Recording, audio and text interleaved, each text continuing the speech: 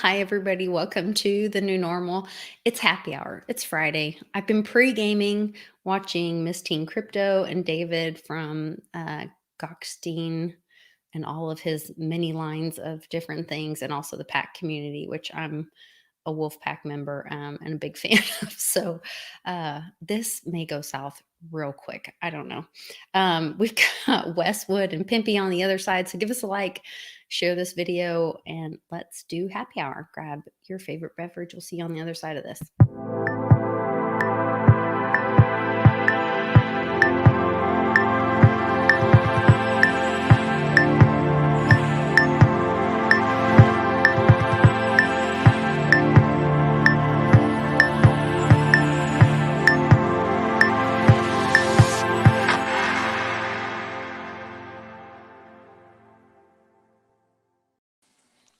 Hi, guys. Thanks for joining us. Westwood, you were in the background early. Pimpy jumped in. Pimpy, I am hearing that I was really worried the other day when I met with you and you were on the cleanse. I told you I've been pre-gaming. I was watching Miss Teen Crypto and David from the pack community earlier. So I was like, this may go south. I threw you off, huh? You're like, Pimpy's always drinking. You totally threw me off. Yeah. So hopefully we can hang with you and you know, I'll try to be a good girl. Texas? Oh, right now. Yeah. Oh, both times. Yeah. We're talking about Texas. I'm so excited that you're going to join us in Texas. I was really so super excited that you were like, hey, yeah, I want to come to one of your meetups. Send me the locations. And then you have some business going on in Texas. So you're going to join us for the upcoming happy hour that we're doing in Texas. Everybody needs to get there. That might be a real happy hour. You know what I mean? Like a super happy hour. Yeah. Super. I like super happy hour. There you go. Happy hours. That's my way of thinking right there. Well, and every hour is happy hour for me. That's it. I've got a clock over here that's on 5 o'clock all the time. No, we had a 7 o'clock meeting one time in the morning. I was sitting with my cup, and my friend, we've been friends for 20 years. He goes, "You drinking?" I said, "You have to ask." He's like, "I don't." You're supposed to say, 7 in the morning. Me? You don't know what time of the day is for me. I have no idea. Half the time I don't know what day it is or what time it is. Right. Been up all night. Just capping it off. That's what happens a lot of times. Yeah. Who me? So Lisa, tell us about Plano, Texas. What's going on here? Yeah, so it's actually they say Plano, but it's so we're going to be in this beautiful high rise. There's pictures if you go to the meetup event. There's all kinds of pictures. We're at this level 29. This is a little picture from our last meetup. We're going to be at this event space. We've got orders and an open bar from 3 to 6. You heard it right. An open bar. I wasn't sure. Yes, I know. Yeah, I just want to check. Did they have enough alcohol for us? That's what I want to know. I did warn them. I told the lady, and I actually had to put an extra deposit down. So I was at the People's Choice Awards, right? We snuck backstage, me and all my friends. Because Tommy Lee said I was his half brother. It was awesome. Perfect. Said all my friends. I told him we're in a band. We're called Backslide. So we get to the first bar. I'm like, yeah, buddy, give me a shot of Patron. She goes, we don't have Patron here. Huh? I was like, what the? I'll slap you. She said, what? I was like, oh, I don't know where I came from. You don't have Patron here? She goes, no. How would you like a blueberry martini? I was like, I don't. You're like, do you look at me? Do I look like I drink a blueberry martini? It's like we got a bottle. I know. I'm standing like this. My friend's like, dude, you take a picture of this. Then all of a sudden, my two friends go, no, the Patron's at the center bar. I threw my glass down. I went over there. This lady, she was serving us, right? I said, give me. There's 4 of us. 8 double shots of Patron. She goes, woo, starting off strong. I said, yeah. Went over there, knocked our shots back, right? We're laughing and stuff. I come back. I go. I may have to go give another deposit if Pimpy's going to be there with an open bar. She was like this. I go back. My other 2 friends like, no. So it's just me and my friend Stephanie, right? We kill the next round super quick. I go back to that lady. Go. She's like, I've been watching you drink. And I says, well, I mean, I don't know if that's a good thing or a bad thing. You should just come join me. And she's like, no. She goes, you guys like killed the first bottle. And it's just mainly you two. And I says, yeah. What's the point? I'm not drunk. She goes, yeah, that's what scares me. As much as you guys are drinking, you're not even slurring your words. I go, we got a long way, sweetheart, to get to my level. So keep it coming. Yeah. She's like, yeah, after the next bottle was gone and we were still standing there, she's like, no slurring. I can't. I have to cut you off right now. Man, I was so mad. I walked to the other side of the bar, got drunk. Challenges. Now we know. We can look for those cues when Pimpy walks to the other side of the bar. We know he's pissed off and ready for the next challenge. The 80-60 on that side of the bar. Like, we cut him off over on this side. Well, I'll teach you. I'll go to the other side. Like, I'm going to the other side. We will have multiple bartenders, multiple staff. We're going to have hors d'oeuvres. John Kim will be there. Pimpy's going to be there. Mitch from the Crypto Campfire, and also Mitch's Motivational Mondays. He's started another channel. We'll be there. Westwood and I will be there. My buddy Public Awakening will be there. So you're going to have an opportunity. John Kim's bringing his Lambo. My hubby Charlie and I are driving down with the Litecoin Lisa Mobile, my new R8 that I've been having a lot of fun with. And John Kim said he's going to like have his car down there, the top down. People can take pictures, all that kind of stuff. So we're going to have photo ops for everybody. We're going to have a selfie station. The big hiccup on this is that you have to buy tickets in advance. There will be no tickets at the door. Everyone, please take notice of this. There will be no tickets at the door. This is a residential building and there's security. And so we have to have a list turned into security 2 days before the event. And you will not be allowed to come in. So we're in a gated community of drunks. Is that what you're saying? Yes, which means you know what happens behind the gates. Yes.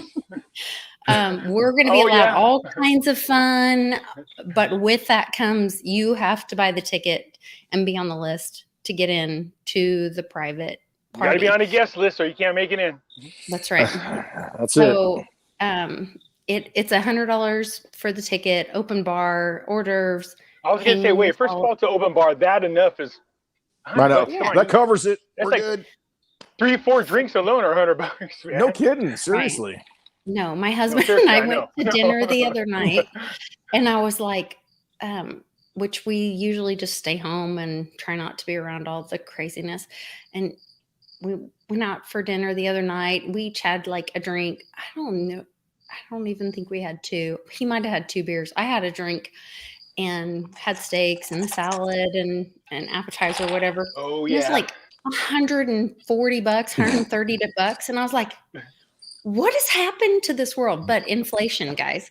That's so I think $100 is a hell of a deal to come hang out with a bunch of people that love you. It's going to be a private event. This is an exclusive opportunity. Hopefully all of you guys can come. We'll have the selfie station. You can take pictures. You can hang out and jump in John Kim's car because he's like, I'm going to have the top down. People can take pics, whatever they want to do. The Digibug will be there. Yeah, you see, you're neglecting the biggest draw of this whole thing. It's a whole thing. The moonroof is going to be open on the Digibug, so you can actually get in there. Oh yeah, it opens up. You can stand up and take a shot. You know, like a shot. I can't get past the 3/4 hour once we're in there. I just in my mind, I can just see it already now. Man. This is crazy. We keep it gated not to keep you out, to keep them in. That's it. We can't let these animals out. So we're in there. We're in there for 3 hours. And here's the other thing. Once you're in there for the 3 hours and you've made all these connections, this area is at Legacy West. And then I have been told that there's all these cool restaurants, bars. So you've made these connections. My guess is there's going to be a bunch of private or invite only after parties. The after party is where it's at. Oh, it always is. Yeah. So after 20 years of club promoting, trust me. The ones you want to avoid is the after party. Is that Not like the morning after? Yeah. I don't think anyone wants to be there. No. So I was at this club and we had Drake there and I had California there and we had I can't remember who else was there, but we're supposed to have them on. Oh yeah, the Shadow Boys are there, and I'm supposed to have the Shadow Boys on the plane with the rest of them. Later on in the evening after that at our club, get them on a plane. They had video shoot the next day. And we're sitting there, we're in the club, we're drinking. It's getting crazy. I keep getting my phone's blowing up. I look, it's their manager. I said, yeah. They go, did you get him on the plane? I go, well, no, we haven't left it. Why? What time is it? He's like, it's like 6:30 in the morning. I was like, oh shit. Oops. My bad, man. Nobody said anything. I've been sitting here having fun, drinking with everybody, man. So the Mr. Flight, it looks like he didn't rebook him. They couldn't rebook him. So I said, where's the shot at? He goes, Vegas. So jumped in my car and went to Vegas, man. Got them there right on time for their shoot. I was like, yeah, it was a lot of fun.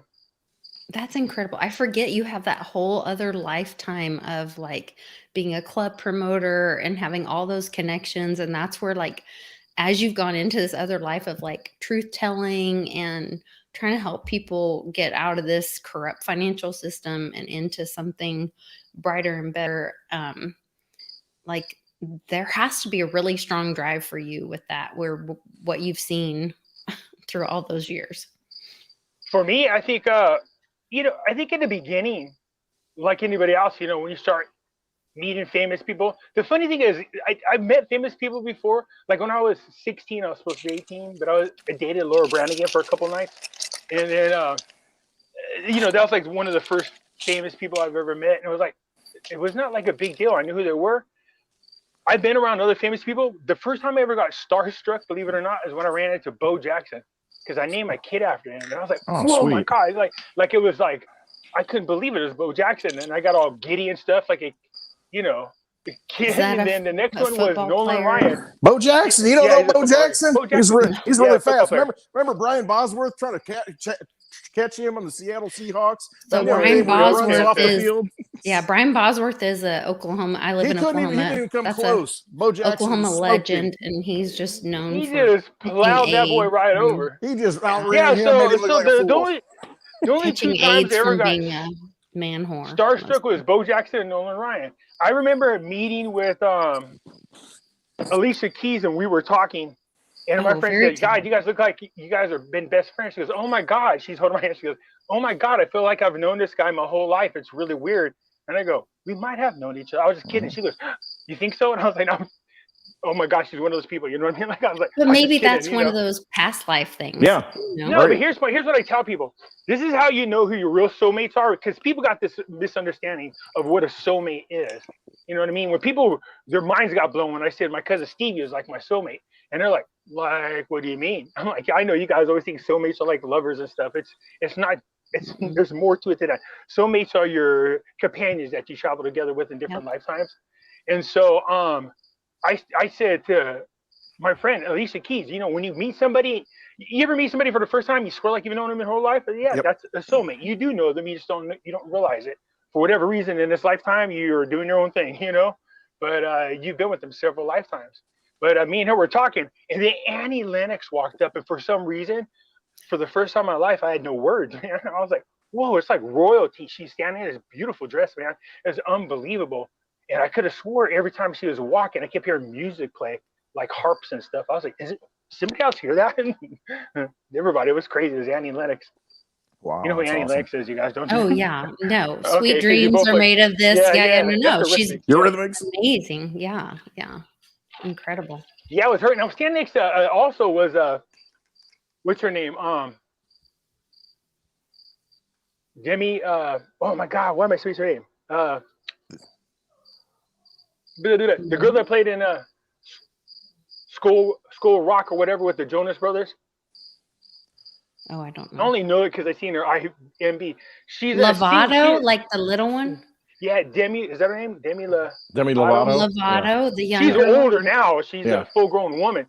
When me and her were standing next to each other, she was this kid. Was just doing School Rock. She was tiny. She was starstruck by everybody, and I was like, "Oh, don't you get like that? Because you're gonna make me like that." And we were shooting the shit. But to me, she's like Disneyland or some crap like that. Like now, look at her; she's this full-blown star, but she went through all the trauma too. Speaking of Disney, Yep. yes, she did go through all the trauma. God bless her. Oh yeah, yeah. Yeah, you can tell those who go through it. They go through this tattoo wearing, loathing life. You know, just hating that I sold my soul to get to where I'm at. It's like, yeah, very sad. It is sad. Yeah. Yeah. Now I watch people like Chris Tucker, you know, born again Christians and stuff like that. I'm like, there you go. Mm-hmm. Fighting you want to pick in his brain and find out what he's done? Yeah. Oh, look, the whole thing about the draw to me for Hollywood was the fame and stuff. And when I first started hanging around famous people, I thought it would be like, oh, but no, I didn't care. I think what it was is like one of the first times I met somebody that was like a real asshole, was like Russell Crowe, you know what I mean? And just turned me off about that, you know, looking up to him in a certain way. I just said, well, the minute they give it up, the minute they submit to it, or the minute they choose it and think it's something, but they don't understand they're giving it to, and it's like, yes, your image will have it, but you will never experience it because you're giving it to they're just empty people, man. That's what I was gonna say. And then they're just most of them unhappy. They have. Let me show you. I'm gonna tell you a story about me and Ben Kingsley walking one time in the Academy Award show, right? So I ran into him and just started talking to him because I just wanted to see where he was going and see if I could follow him. So I'm walking with him, and we're just talking. He's just going right along with it, like you know, we're buddies and stuff. And we walk into this area. It's like this huge store. There's bags everywhere. There's gift bags. There's cars. There's Rolex watches. There's everything in there. And I was walking in there with him, and I go, "Oh, how much do these cost?" He just goes, "Nothing in here costs anything. You get it for free." And I was like, "The what?" He goes, "You get it for free. The fact that we're gonna wear it to them is like advertisement. So they give us whatever we want for free." Yep. I said, "Anything you want." Here he goes, "Yes, you can get whatever you want. I want that Rolex." The lady gave me the Rolex, right? No problem. We walked out. I go, "Damn it, I should got the Rolls Royce." Because those weren't over there. But he said, "But this is their lives. They work for nothing. I mean, don't get me wrong. They do what they do, but they're catered to everywhere they go. Their idea of reality is so far removed from what is reality. It's not even funny. They have been worshipped. They have been catered to hand and foot. They don't want for anything. And because of that, they can't relate to anybody else. They just can't. And when you can't relate to them, enjoy it either, right? No, they can't enjoy it. But not just that, they are so far removed that when you can't relate to them, they get really pissy about it. Like you're the one that's the idiot, or you're the one that has no idea what's going on. You're like, dude, how can you talk about a struggle since you're 11 years old? You've been famous, so shut up. You know, it's stuff like that. You're just talking to people. Well, Meghan Markle interview that was so insane. Remember how everybody chastised her so much from all that, where she was talking about her struggle and all this, and everybody's like, what is she talking about? No, LeBron James, right? Talk about how hard his life is. So I said, so let me get this straight, LeBron James. So your hard life, right? So as a kid, you don't know you're poor till you get about 9, 10 years old, maybe. You start to realize there's something different, but you don't care. By the time it really sets in is when you start getting into junior high, high school. So maybe, 12 years old? Maybe he started realizing he was poor. Mm-hmm. But a quick 3 years later, he's in high school and was already being worshipped as a superstar going to the NBA. So he was already being catered to at a young age. So how long was LeBron actually poor mentally? You know what I mean? Great. He might have been when he was younger, but he didn't know that. So what was his struggle? You were a kid before. By the time you even realized that you were already being catered to, you know, and he was taught to use his story that he doesn't even remember to leverage the narrative to get even more, because that was part of that was the marketing. That was his brand. Oh, you were a poor kid, whatever. Yeah, it's so phony. Now, don't get me wrong. I get that he was raised in a poor neighborhood. But what I'm talking about is not the fact that you were physically there, but when were you mentally checked into the fact that you were poor? That's what the struggle is. Look, kids don't know they're poor until somebody points out, or they notice richer kids. You know what I mean? Right. If you lived in a poor neighborhood and everybody's poor, you don't know you're poor. Well, I think that goes back to, I have a friend that was talking about like them talking about their grandparents going through the Great Depression. And some people say we're in the greatest depression right now, and that we don't know it because everybody's broke. Because, China took our middle class when they took our manufacturing. And we really have the haves and the have-nots right now, and we don't even know it. And well, they're making it worse with this Rona thing going around. Right, for sure. But that's where I'm just like, it's all that perception thing, and I don't know, just very interesting. No, it's look, these people, they live these lives so much that they begin to believe them. Like I said, how long have you been poor? Well, to him, he believes his whole life he's been poor because he lived in a poor neighborhood. It's not the same thing. When I think about this, I go, you didn't know you were poor.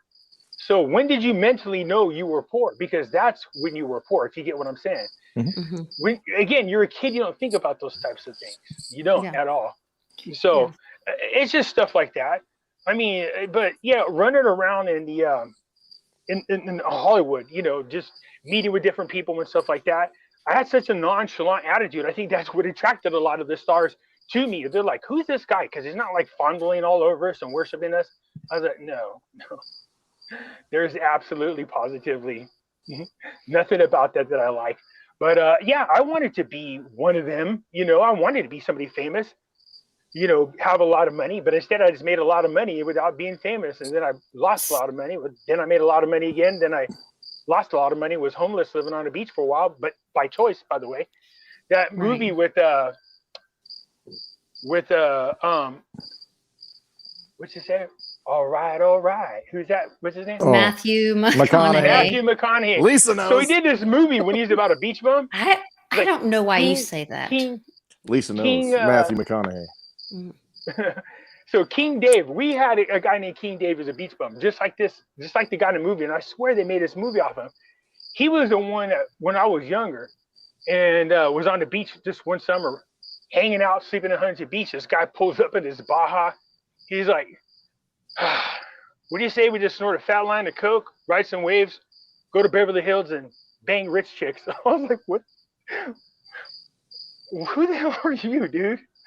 I'm game, let's go. And that's what happened. So we did it. We went to Beverly Hills and started hanging around all these rich people. I'm like, how do you know him? He goes, I don't know. I just showed up to somebody's house having a party one day and I've been coming here ever since. That's what we did, this party crash. And that's where I learned it from.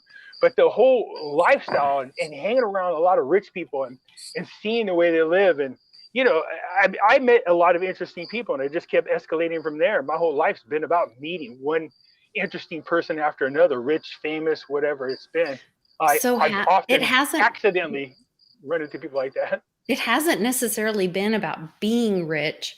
It's more been about like a lifestyle, and maybe been about, has it been about being acknowledged or being affirmed? Or what is that drive of? For who?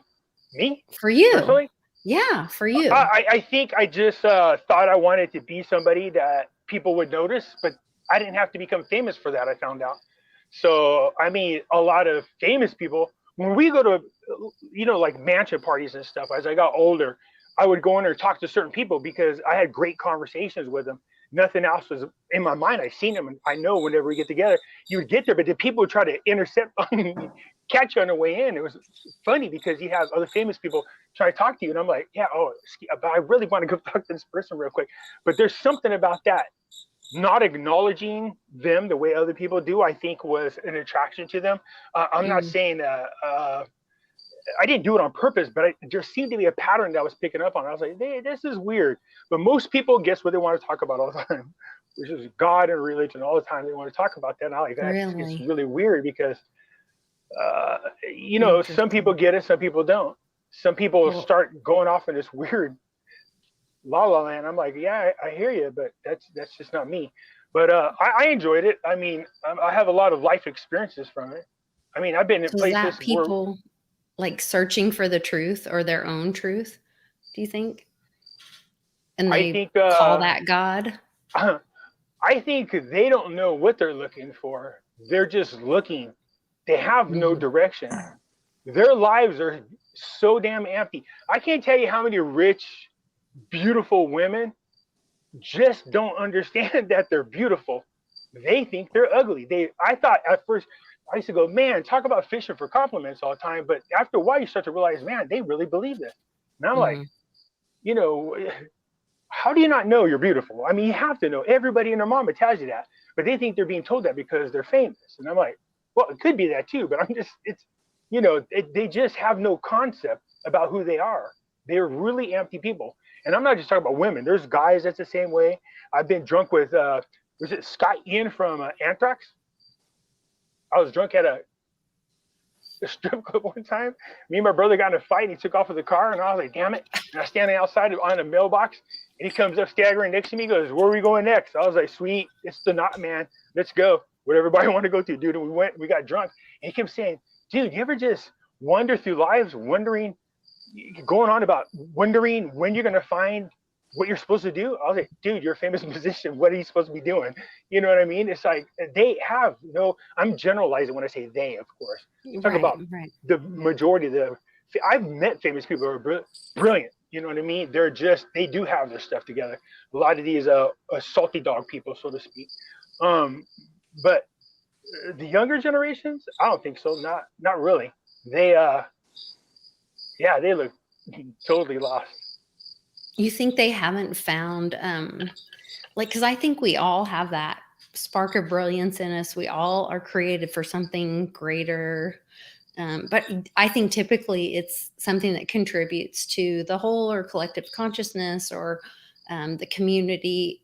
And I think that's part of the reason, like, they don't want us talking to each other. They don't want us connecting.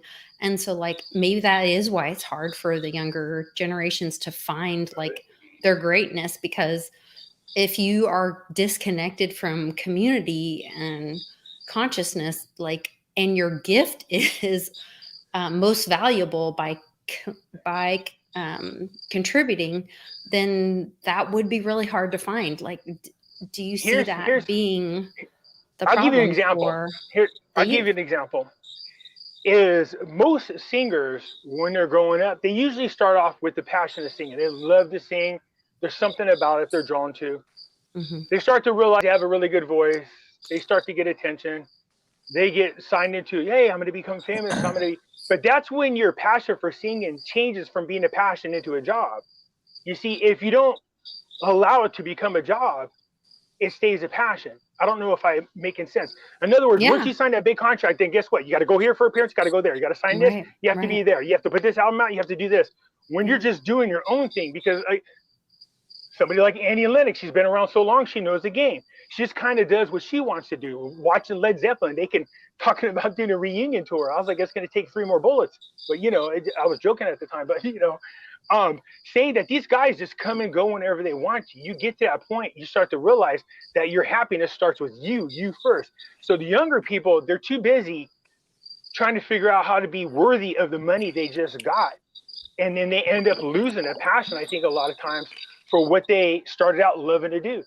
I mean, so they're too busy monetizing something instead of just like experiencing it. And I think instead of doing it, when somebody tells you have to do something, you don't really feel like doing it.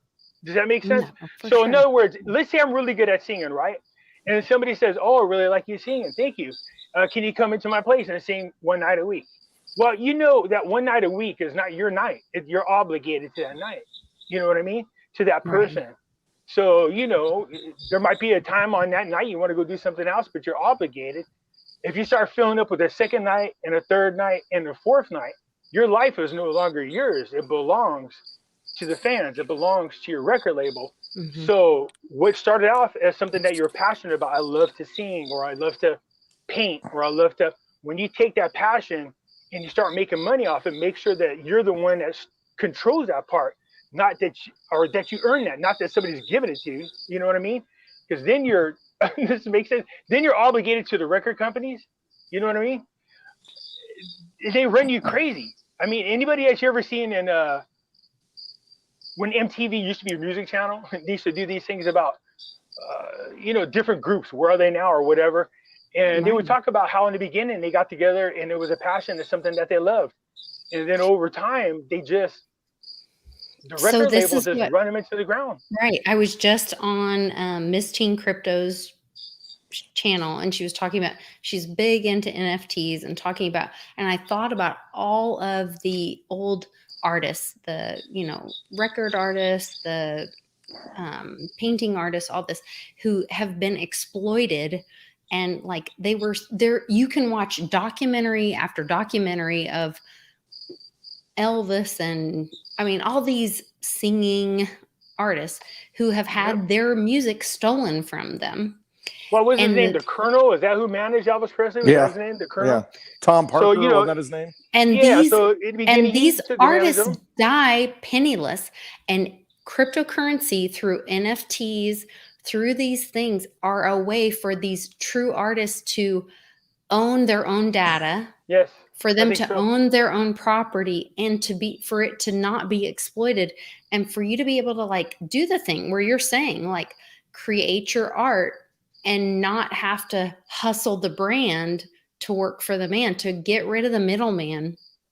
And when I know you talk about Nasera Jacera, and I don't know how it's going to roll out. I believe cryptocurrency is going to be a part of the new world. I don't know what they're going to call it. I don't care what you call it. I want to support cryptocurrency so bad because, watching what China did, watching what India is talking about doing. So sure, the government might not be able to get in there and control it, but they can outlaw it. You know what I mean? My friend says, so they outlaw marijuana. Does that keep people from smoking? I was like, dude, that's the government can only outlaw what they can control. Right. The government can outlaw their CBDCs. The government can outlaw the exchanges that they have to legislate, and you have to get licensing for. The government cannot outlaw peer-to-peer transactions. The government cannot outlaw free speech that is protected under the Constitution. So, well, they're doing a damn good job of it with me, that's for sure.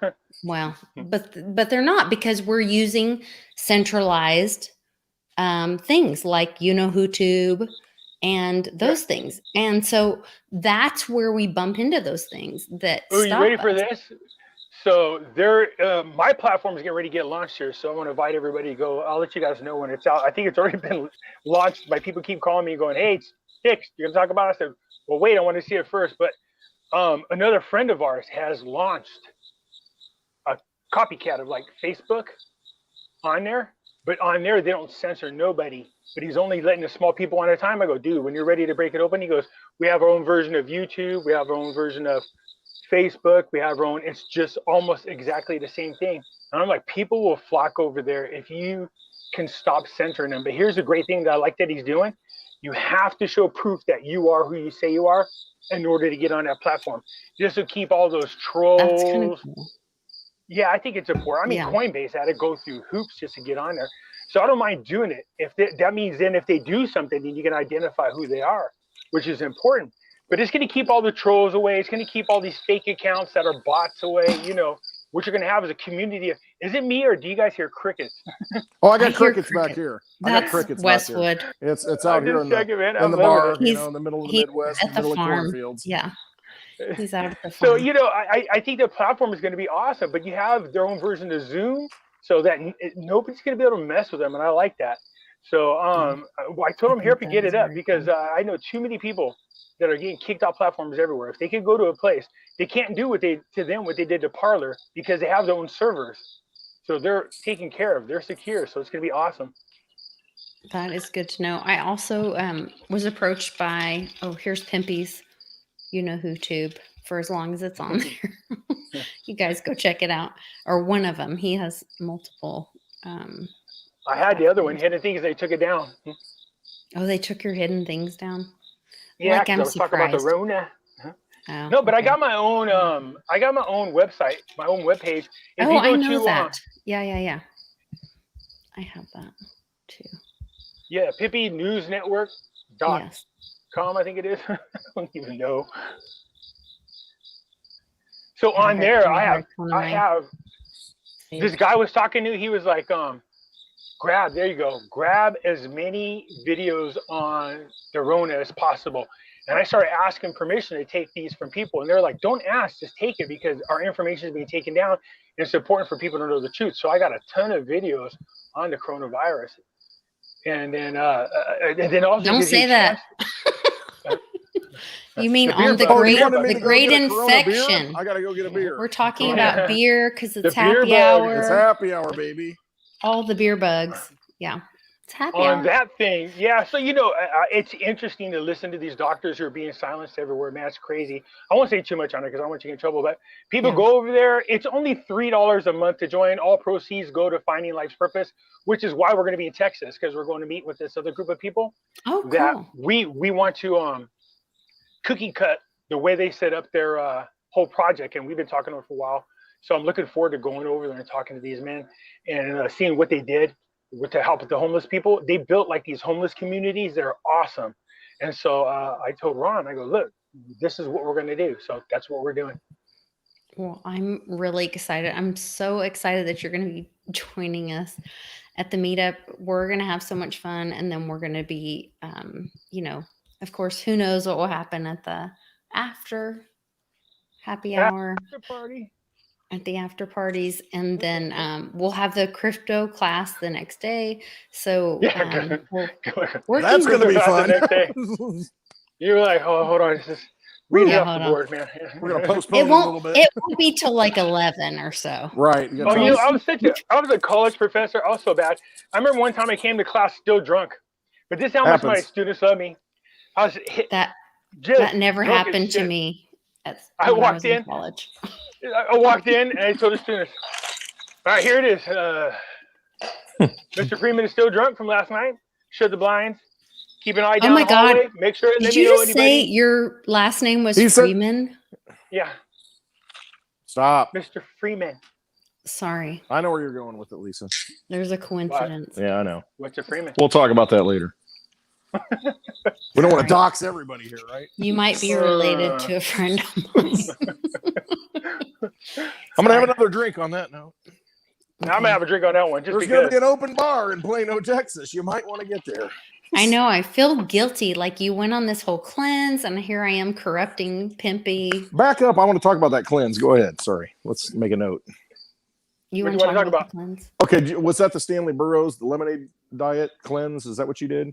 Or was it something different? No, Shane, this guy is, so I was making fun of vegans because I was just being silly. Right. And he's a vegan and he's a YouTuber. PETA stands for people eating tasty animals, right? Yeah. Anyway. That's funny.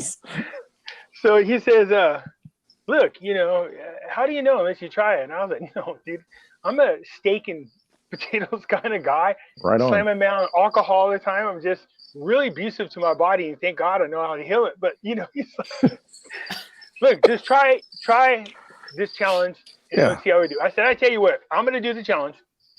Tell me exactly what I'm gonna do. I'm gonna do it exactly. If this works the way we think it's gonna work, after we're done, I'll share with everybody that's in my platform.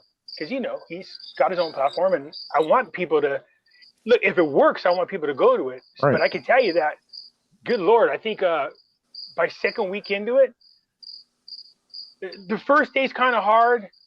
The second day gets a little easier. By the third day, I'm like, screw it, I'm going for it. You just convince yourself that stop bitching and whining in your head, just do it.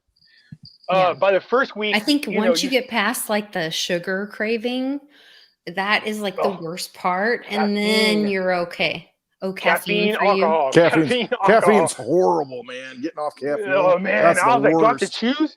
It's He's like, bad. no, you can't drink either one of them. I was like, what? It's rough. Yeah, it was. Surprisingly, I'll be honest about something. For somebody who's drank damn near all my life since I was like 9 years old, I thought I'm not going to be able to do this. It's going to be hard. Wait. Since 9? Yes, I have one of those cool ass parents. Oh God. You know how? Well, see, parents back then could get away with crap you can't do today. Right. I used to tell my dad we used to go fishing. I used to act like I wanted to drink one of his beers. I was like 9. My dad was like, "You want to drink one?" It's a course. I was like, "Yeah, I drink." But I was like, this ain't too bad. It's like, but You know, He's like, good. He's just gonna sleep over there while I fish. That's exactly what happened. I passed out on a boat, got all sunburnt, and then so the next time I just kept wanting it because I thought it was cool to do this with your dad. And my dad never stopped me, so I just drank a lot. Man, by the time I was so sad. 15, 16 years old, I'd go to bars and get drunk and people wouldn't even know. My friends at my age would get drunk and they would act like idiots and like, how can you act so cool? Because I did that when I was like 9 and 10. I got a tolerance. You know, I'm good to go. You're like tolerance. I've got it all of it down packed. Right. Timing, mannerisms. Oh, that's yeah. So by the time I was 21, I was already a professional alcoholic. So you know, it's like, but the detox, I thought I'm going to struggle with this, but I want to try it, right? But the first day I didn't think about alcohol. Second day I didn't think about alcohol. Third day I was so busy going, woo, this feels kind of weird. You know, I feel like it's a good cleanse. By the end of the week, you know, I'm already down like 9 pounds, 10 pounds. I'm like, yeah, okay, good. I'm feeling good. And then it dawned on me. I go, wow, I haven't drank all week. What the hell? I didn't even think about it. Yep. And then I was like, oh, now I'm thinking about it. I go, well, now let's see how we go. You know, by the second week, you down almost 20 pounds. I'm like, yes, this is good. And then all of a sudden, I went to Vegas and then cheated a little. And then, you know, but if people stick to this, we have this agreement not to say for now, because we want to tell everybody when it's done so they could just go. Because I'm supposed to show you before and after pictures. I'm like, so you want me to do what? He's like, you know, you take pictures of your body to show the before and after. I was like, oh yeah, buddy, I'm going for it. So yeah. Well, I used to bodybuild somewhere under there still, the same body. Nice. But yeah, it's working really good. Good. It's hard. Yeah. It's hard.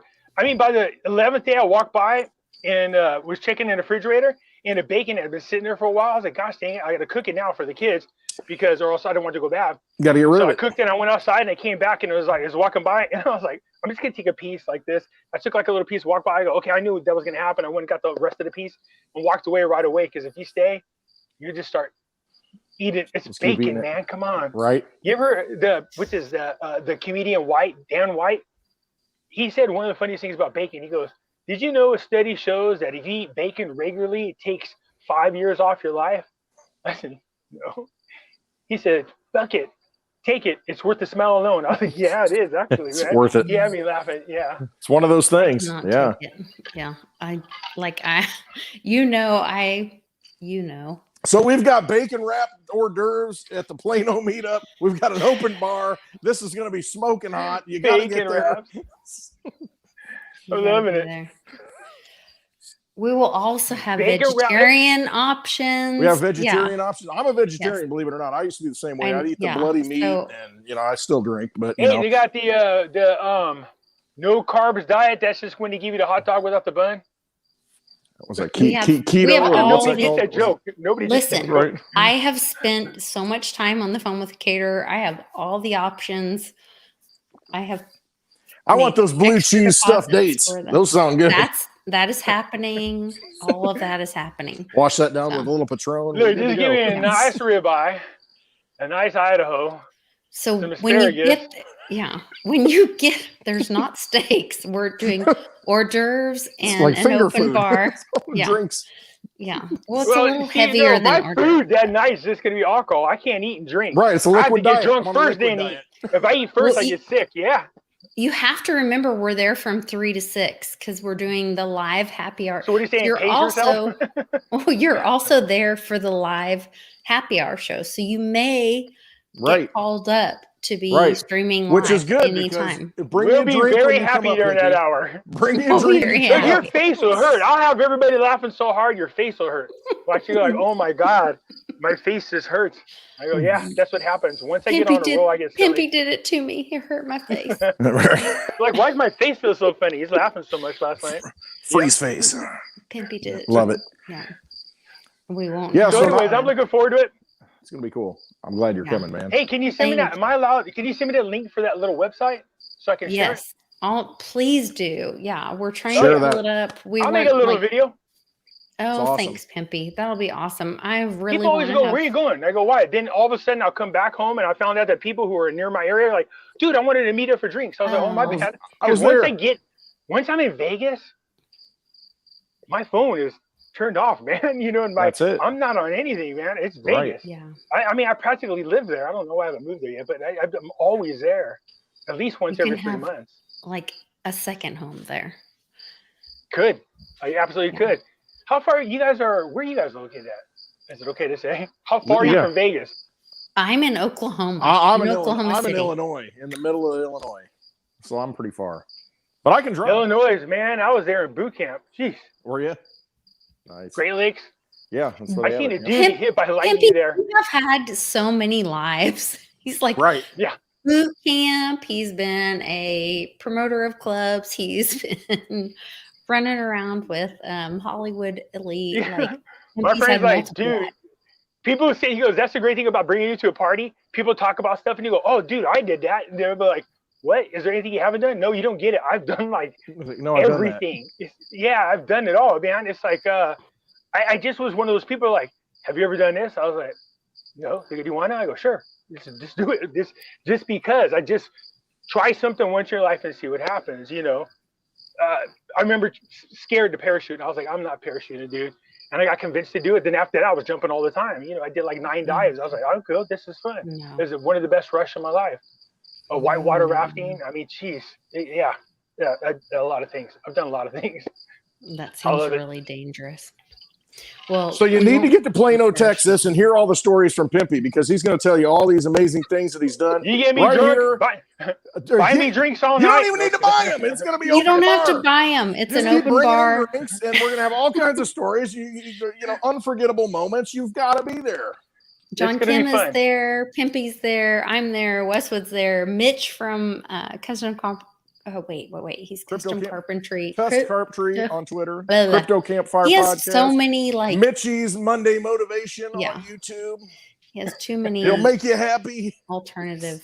Oh, cool. I'll be around a lot of crypto people asking you guys a billion questions to try to see if you can convince me otherwise. Go. Are you not in crypto yet? Yes, he's in crypto. Oh, okay. Yeah, I'm in them, but man, I used to have a lot of money. You know what's so sad is because at one time when the cryptos were low, I had like 64,000 XLM, 68,000 XRP. I had like 47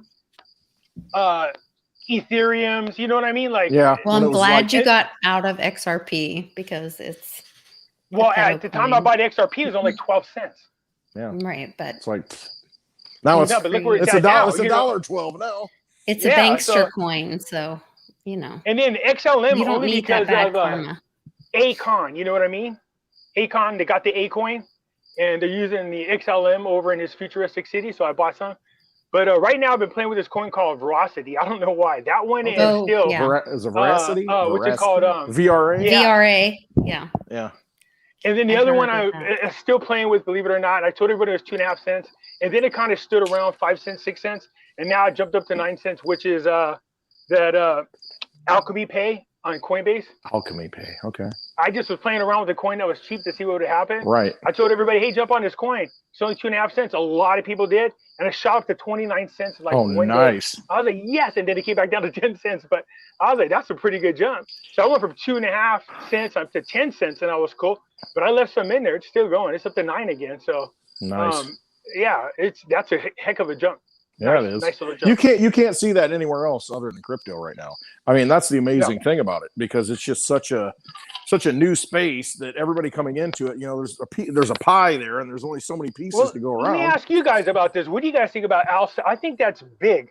If El Salvador can pull this off and they start using Bitcoin as their actual currency and they're successful at it, can you imagine all those countries that are under some kind of sanction because of the United States? Right.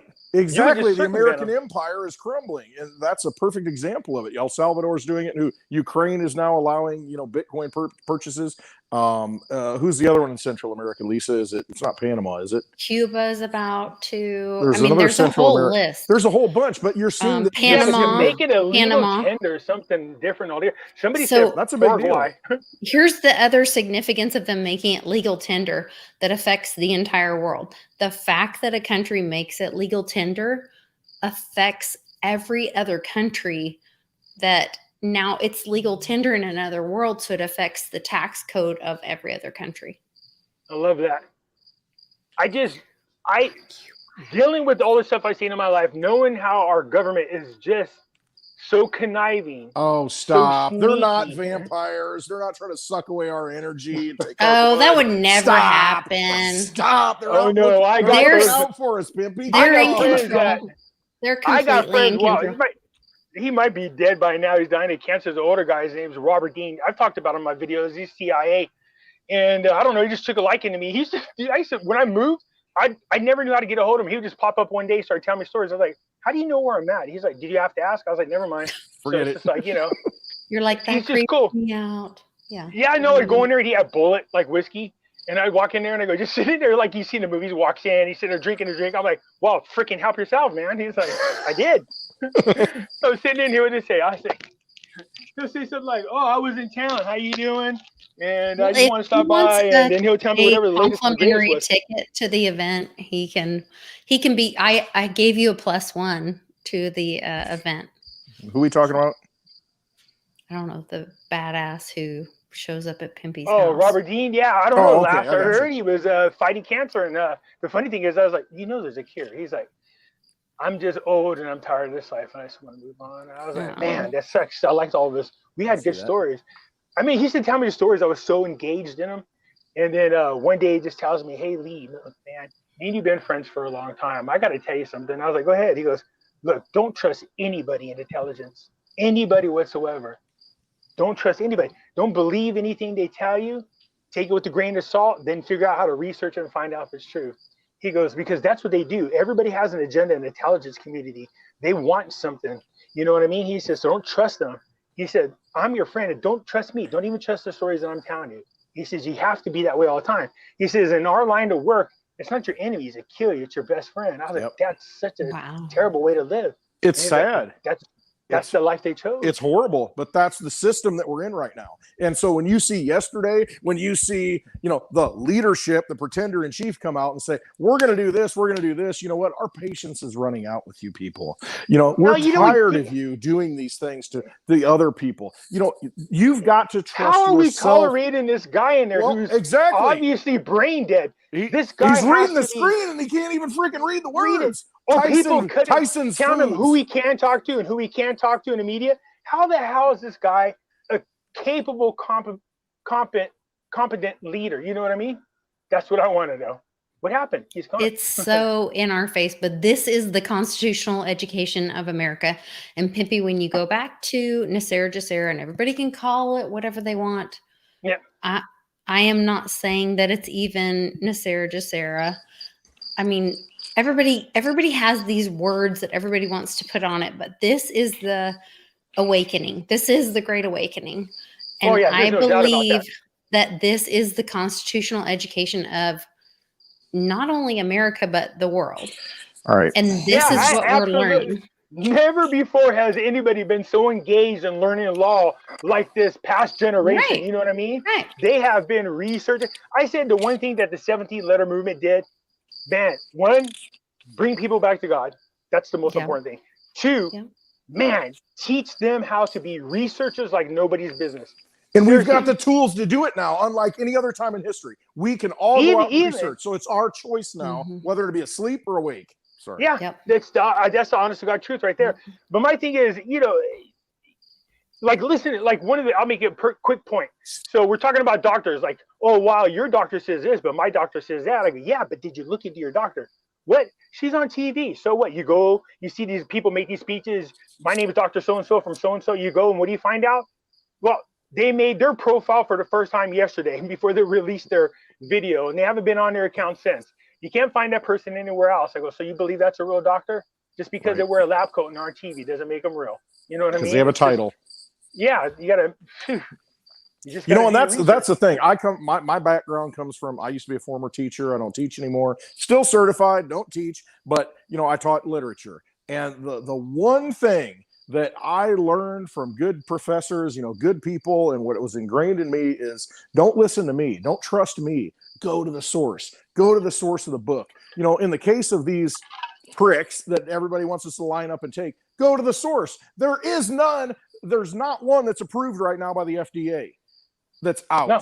It's for a future one that's going to come out at some point. So it's all a mythology. It's all this mind control bullshit that they're trying to push on us. And it's up to us to trust ourselves. It's up to us to look inside ourselves, use discernment, do our own research. And if it doesn't feel right, you know what? Don't do it. And who cares what the consequences are? Oh, I'm going to lose my job. So what? Do you really want that job? You want to live in tyranny? Versus killing yourself by putting a vaccine on? Yeah, exactly. Absolutely insane. And that's what people need to realize. Some of the doctors that we talk to, it's depressing to listen to them.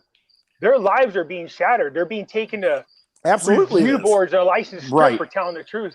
It's just unbelievable. But you know what? That system, quit giving it energy, quit giving it power, disconnect from it, and let it fall. Let it go. That's where we never had this choice Take the life support away.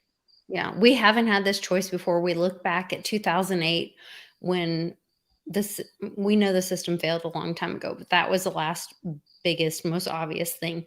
We're there again. And we have another option. It's going to be worse. Yeah, but it is going to be worse. But we've got an option. Now we have an option that we didn't have. We did not have the escape capsule before. Right there. Cryptocurrency is the bridge. You have an option. Gold and silver. Gold and silver. I totally agree. Cryptocurrency in your own possession. I really think those are the keys. Food. We need to pair up gold with Bitcoin, in your possession. Silver with Ethereum. But no. Silver with Litecoin. Ethereum has so many problems. Yeah, just so you know, when I first got into cryptos, the one that I was attracted to was the Litecoin. And when I first was talking about it, I think it was, I don't know where it is now, but I think it was between $11 and $12 too. I've told everybody in this group, there's Litecoin, man. You got to jump on this stuff. I mean, everything I was reading about it looked not that Ethereum won't still be there, Pimpy, but Ethereum just had a fork and they have a bug in it. And Litecoin is coming out with OmniLite, which has smart contracts, NFTs. Litecoin has run for 10 years with no problem.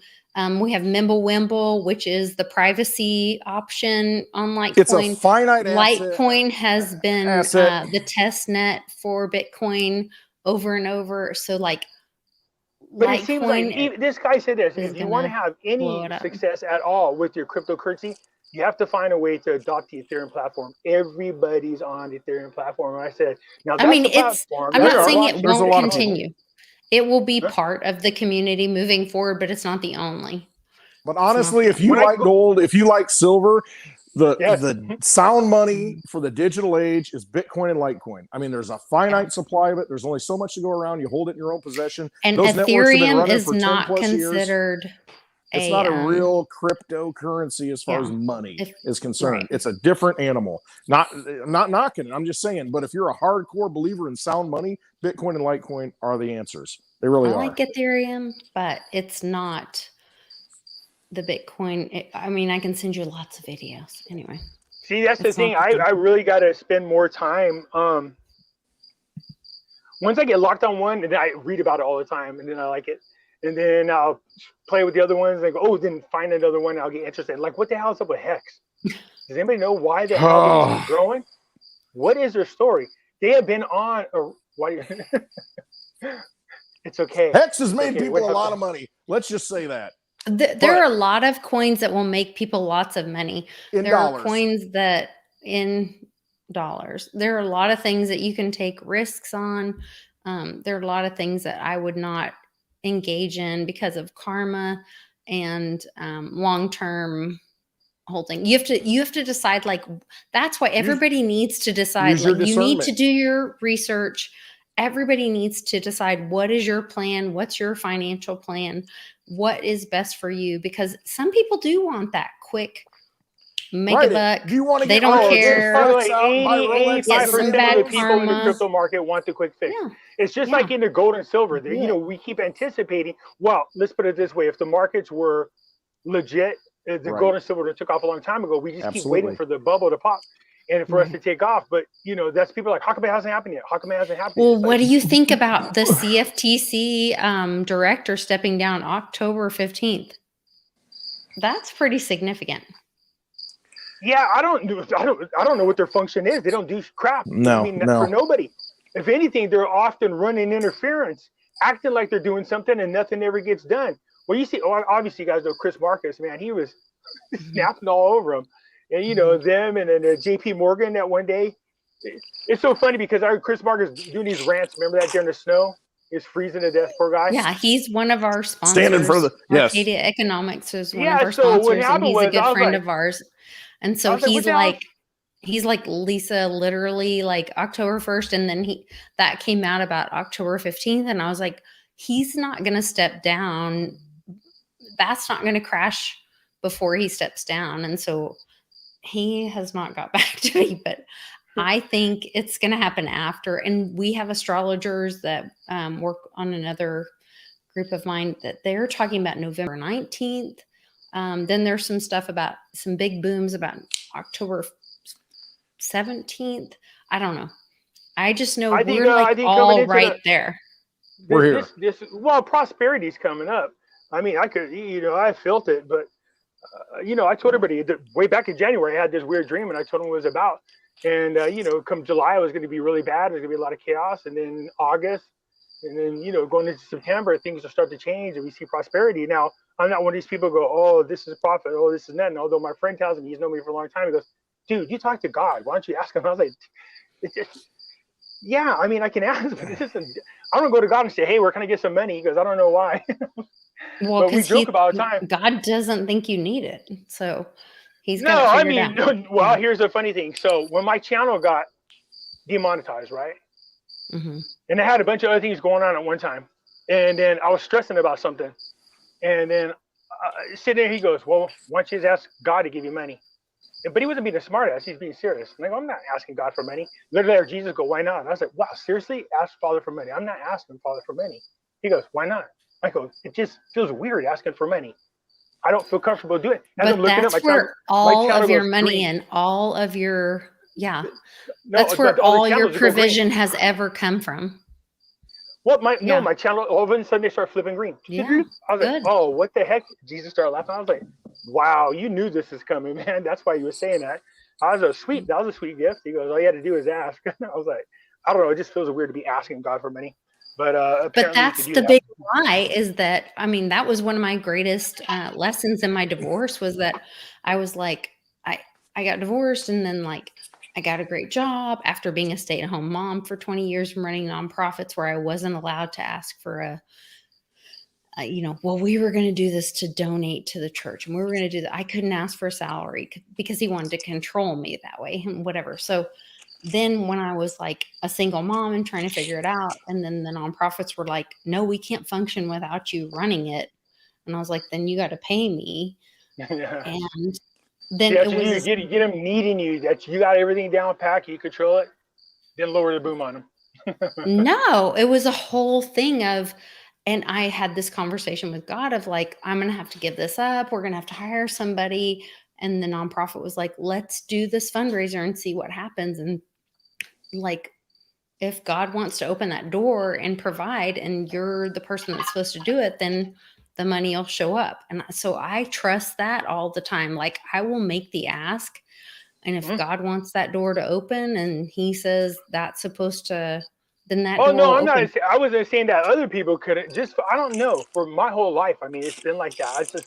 I try not to ask for things, except for when you're young and you fall in love with this girl, breaks your heart, you go, God, if you would just make her love me, I promise to be a church. No, but what I'm saying is, and then Garth Brooks came out the best song. Sometimes I thank God for unanswered prayers. Yes, unanswered prayers. Yeah, but what I'm saying is that what God's lesson to me in that was that I thought that, and I was trapped in a marriage with 5 kids, an abusive husband, and I had people coming over and he was really being awful. And I was like, what am I going to do? How do I leave? I have 5 kids, 2 with special needs. What am I going to do? And they were like, until it got to the point where I'm like, oh my God, we're going to be a Lifetime movie and someone might lose their life, that I asked for help, literally. And then God kept showing up for me. I got a great job. I had a house. Where my kids could become independent. Bus to the school, like everything showed up. And I kept thanking God and praising him for that. And he was like, it was always me. You're the one who thought it was him. You're the one that kept me far from you. You put him in between me and you, but it was always me that provided for you. And so when we tell God, I don't want to ask you to provide for me. I don't want to ask you for a favor. I don't want to ask God to show up for me. I don't want to ask God to give me something. He's the one who gave you everything before and everything after. So don't get yourself all prideful that you provided for yourself ever before or ever after, because there's things even that to you have this day ever been given has been given by God before and after and every day. Oh yeah, there's no doubt about it. But there's like some of the hardest disciplines, some of the hardest disciplines that I'm learning. Well, one is discipline, but the other one is just sometimes just letting go. There's been tons of conversation. Like me and Jesus always talking about, he goes, well, just go walk on water. He just makes it sound like it's so easy. I know it's supposed to be. You're supposed to just go do it. Sure. But then, so this is that ends up becoming a punchline sometimes. But at the same time, I know it's not just a punchline, but it actually means something. So I'm like, I'm talking about something and go, well, then hurry up and then go walk on water. And I'm like, oh, I hate when you do that, because in other words, why are you struggling with this? Right. You know, you could do it. Just do it. You know, everybody has this ability. Everybody does. What is stopping you? You know what is stopping you? There's most of the time. The other day was like, oh, you seriously got to kill your ego. I was like, I don't got to pride. ego. Yeah, pride and ego. You are in the way. That's what he said. People don't realize that most of the time, you're the person. Like, okay, so I was standing next to this lady. I could feel her next to me. Like standing, I go, oh, she's sick. I could feel it. He's like, well, grab her hand. I was like, I'm not grabbing her hand. He's like, grab her hand. I was like, I don't know her. He's like, dude, grab her hand. And I was like, I'm not grabbing her hand. And she turns around. She goes, you're going to sound crazy. And I go, what? She goes, can I see your hands? And I was like, oh, that's how you did it. Okay. So I was grabbing her hands, you know, she was getting healed. And I was like, oh, and he goes, that's what I was trying to tell you. She was sick and I was getting healed. Okay, well, why didn't you say it? He goes, why wouldn't you do it? I go, I don't know her to be weird. He goes, that's your pride. That's your ego getting in your way. You're so worried about what she's going to think of you. Yeah. You don't even know her. What difference does it make if you just grabbed her hand? She would have knew right away once I grabbed her hand what was going on. I go, I don't know that. I don't even make a big scene and thinking like I'm some weirdo grabbing her hand. He goes, why would we ever put you in a position for that to happen? I was like, oh, that's a good point. That's a good point. Yeah. So I've had those conversations, but yeah. I think that is that truth. Yeah. When we know that truth, and then God will shut those doors. If that's not supposed to happen, that door will shut. So yeah, we've all trusted that. That's the letting go, trusting, and just doing what you're told, the discipline. Yeah. Don't argue. There's times where I'm fussing, I still do it. And Ron's like, why do you fuss? You know you got to do it anyways. I go, yeah, but I want the satisfaction of knowing at least I can fuss about it. Of course I'm going to do it. He already knows I'm going to do it. So, but the thing is, I just want to bitch and moan about it for a second and then go do it anyways, you know? So yeah, it happens. But that's the human part. And that's the free will part. I think that's important too. And that's how God designed us and created us. He wanted that free will. He didn't want a bunch of zombies and robots that just chose him without that fuss in part, without that. You're actually supposed to challenge everything. I think, we're supposed to ask those questions and we're supposed to have that why. Oh, I ask about everything. I think that's awesome. Yeah. I've been doing it my whole life and I love it. I love it. I think it's so, ma'am, shoot me over that link so I can share it. I will. I promise. Thank you so much for being a part of this. I really appreciate you. I appreciate your friendship. I adore all that you're doing to try to wake people up and to try to get people to understand to have assets in their own possession, how important it is to have silver and gold and to understand what's going on in the world right now. So you guys check out Pimpy's channels. Make sure that you get a ticket for Dallas so you can hang out with all of us. Oh, come hang out, man. You can hold hands. You can hold hands with Pimpy. Oh, I'll give you a big hug. I know you did not just do that. I swear I can hear some chuckling over here, man. I'm like, oh, I know you just, because there's gonna be people coming for Pimpy. I'm gonna be like, I know what you're doing. I know. I can feel that. I'm gonna hold your hand. God and Jesus have the greatest. That's fine, so you can hold it. God and Jesus have the greatest sense of humor in the world. Oh my God, they pulled the greatest pranks. So I was feeling really sick the other night, like bad. Just real quick before we go. I thought I was gonna die. No, it wasn't the corona. I already had that. I got over real quick. I don't know how to explain it. I just was not feeling good. I couldn't stop going potty. You know, I was like, it's killing me. I'm going like every 5 minutes. I thought I'm gonna die. It feels like I'm gonna faint. I'm literally gonna die. So I fell asleep for a brief moment, and then literally God just takes me to this place. Beautiful. It's on the mountains. Beautiful pine there. Has to do with the story that I told a while back, and I knew what the pond was for. He goes, going to the pond. I was like, yeah, I'm going. So take off my clothes. I get in the pond. I'm swimming in the water, right? It's so beautiful there. So peaceful, so serene. The water is healing. I love it. It's just right temperature of cold. You know, it's perfect. I go lay on this tall green grass. I'm laying there nude, looking up at the sky, and I got this piece of grass hanging, and I'm just sitting there staring at the sky, and all of a sudden, What I hear kind the of side grass was it? It's just, no, it's just oh, sorry. Tall reed, you know. Okay. No, it's good. I'm laying, I got my hands like this. I'm staring straight up, and all of a sudden, from the right of me, I hear, "This is a beautiful place, isn't it?" I was like, "This is like so gay, man. It's so gay." And he's like, "I go, why are you like blowing my Zen mode right now? You know, I'm here laying nude." And I go, "I know you're not laying nude next to me." He goes, "What's the big deal? You need to kill your ego." I was like, "Dude, you know how weird it is to be laying nude in the grass with Jesus? It just feels weird. Can you just not like look?" My friend Ron's like, "That would be awesome, man. That would be awesome." Don't make like, it weird for me. Yeah, I was like, that's what I said. I go, "Man, I'm just trying to relax and I'm feeling healed." He's like, "You really gotta get past that stupid part of you." So I said, so he's teaching me a lesson about the dream part and using that imagery whenever you get sick.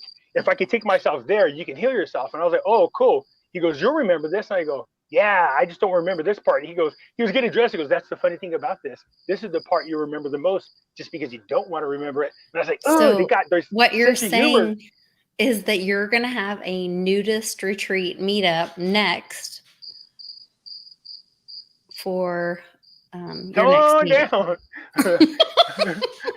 We got tall grass, beautiful water, and Jesus might pop up and lay right next to you with no clothes on. Can I get an amen? Oh Lord. Okay. Now that would be a spiritual healing right there. We've officially We're got gonna have- As long as gone off Jesus the just rails. takes the wheel and nothing else. What kind of Lord. baptism is this? I told you, once I start drinking, here we go. Oh Lord. Okay. For more of this kind of fun in Plano, Texas in 2 weeks, you got to get there. Put that in a capsule and sell it. I'm telling you. All right, you guys. I appreciate all of you guys. Pimpy, you are the best. I am so thankful for you. Sure, I nice to see really you again. love all your videos and all the information that you send out to everybody. Thank you. You guys in the chat, thanks for hanging in there with us. Please share this video, like it. Meet us in Plano. We're going to have a great time. Come on We hope down, to man. see Let's you have a guys great all time. there. Yes. We'll see you guys there. Take care.